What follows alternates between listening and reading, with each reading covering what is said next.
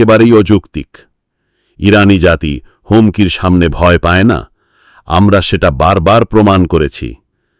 সেই আরবিতে বলা আয়াতের মতো, লা তাহিনু ওয়া লা তাহজানু ওয়া আনতুমুল আলাউনা ইন কুনতুম মুমিনিন। অর্থ, তোমরা দুঃখ করো না, হীনবল হইও না, তোমরাই বিজয়ী হবে যদি তোমরা মুমিন হও।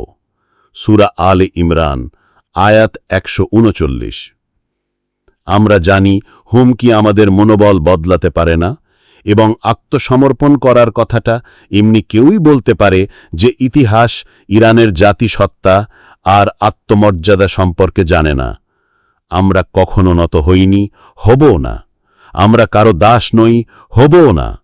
আমেরিকার যারা বাস্তবতা বোঝে তারা জানে এই সংঘাতে হস্তক্ষেপ করলে তার ফল তাদের জন্য ভয়াবহ হবে।